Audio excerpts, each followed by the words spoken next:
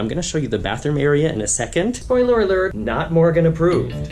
Welcome back, travel fans. I'm glad you're here, and I'm glad to be here in London again. It is one of my favorite cities in the world. And I have a great time every time I'm here. This will be the third London hotel that I have reviewed. The other ones being the Travelodge close to Waterloo Station, the Strand Palace Hotel, also here in the West End, and yeah, today I'm reviewing the Z Hotel, which is very close to Leicester Square and Piccadilly Circus. All have had things that I thought were advantageous, but I will tell you in the end why the Strand Palace has or remains my favorite. But let's talk about the Z Hotel now. The Z Hotel is like a boutique hotel, which means it has very fancy modern decorations, but yeah, also some certain like luxuries are missing. There are two things that I really love about this hotel and a couple things that I don't really love. Let's start with the location. The location is really, really great. I think a lot of people, when they come to London, they want to stay in the West End, close to the theaters, close to all the pubs and movie theaters and all the fun stuff and tourist destinations. And this is definitely in a really great location. And to show you where it is, I'm going to go outside for a second. All right, to help you get your bearings, this is Leicester Square. It's Leicester, not Leicester. Don't say Leicester. Basically the heart of the West End. You can see here is the TKTS half-price ticket booth where you can get cheap seats for theater productions happening on that day. There's the fountain in the middle. And if I just turn over this way, if you go right down there, turn left once and then turn right once, that's where the hotel is. Just up this way is Piccadilly Circus. You can see the Empire Cinemas here. And right down this street, you'll find the Z Piccadilly Hotel. As you can see, really close to just about everything that you probably are coming to London for if you're coming here as a tourist. Another thing that is really, really awesome about this hotel is from 5 to 8 o'clock, they have a free happy hour with wine and cheese and chocolate. Yes. Check it out.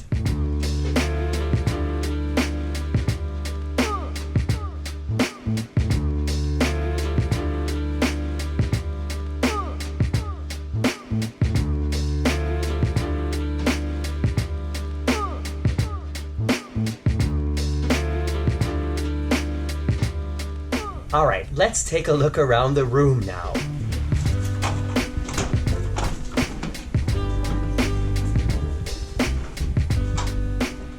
This is room 220, which is a standard double room, and it now takes the cake as the smallest hotel room I've ever stayed in. I thought that the Yotel in Manhattan that I stayed at a couple months ago before my cruise on the Anthem of the Seas, I thought that was the smallest hotel room I've ever paid for, but no, this now takes the cake, although they are very similar. So let's start with, this is really all there is to the room. I'm going to show you the bathroom area in a second. Spoiler alert, not Morgan approved. This is the bed.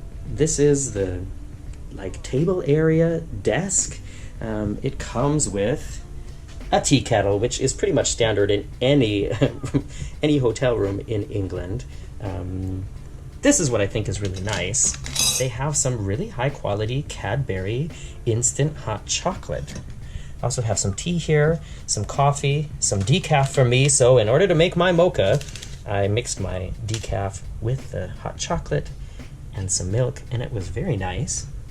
There's a remote control. You get a nice bottle of water here and some glasses, and then yeah, this marble desk. You can see though, this desk is so small, you can't really do any work here unless you were to, move this someplace else, but there's no place to put it. There are no USB ports here, like many, not even, modern hotels nowadays. So that kind of confuses me. I feel like nowadays almost all hotels have put, in addition to the normal, electricity plugs, USB ports, so you can just automatically plug in your devices no matter where you come from. So if you're gonna stay here, you're gonna need to bring, unless you have an English plug or a European plug, you're gonna need to bring some kind of travel adapter, but you probably should have that with you anyways. I just think it's odd that a very new, very modern, chic hotel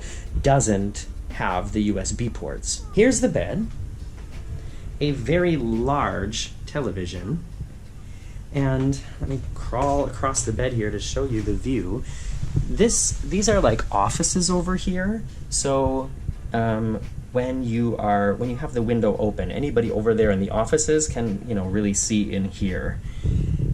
And there's the street down there. So really, at least from this room, not much of a view, and I don't think that any of the rooms here have a fantastic view. So don't expect that, and you won't be disappointed. Turning around, you can see that, that's all that's left of the room.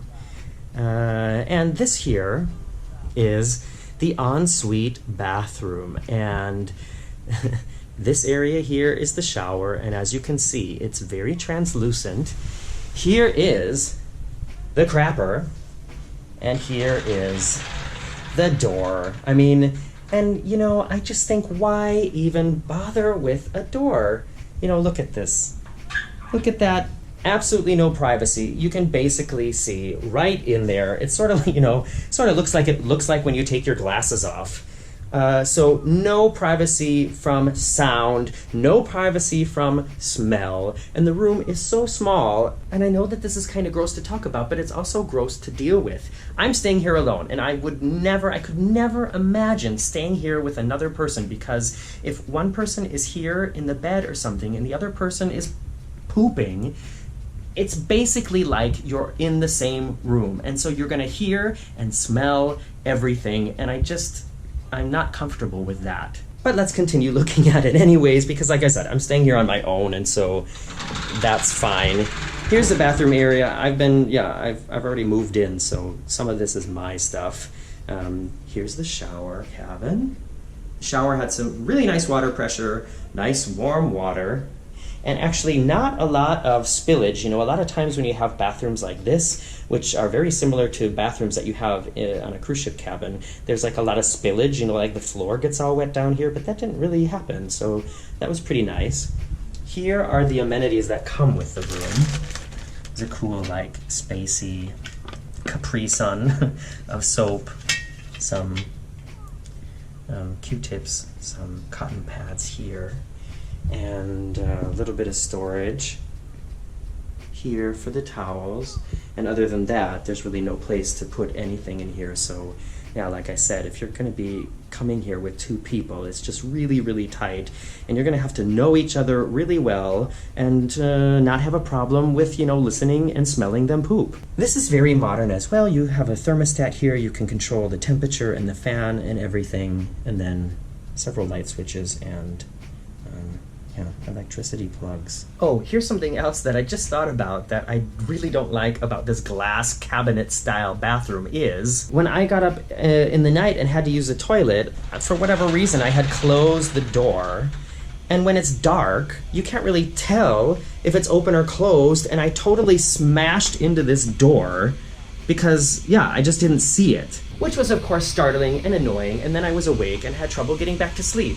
I guess the only other thing I can show you here is there's a little space down here where you can put your suitcase, and other than that, there's no ironing board, there's no hair dryer, there's no like sitting area. This is the whole room.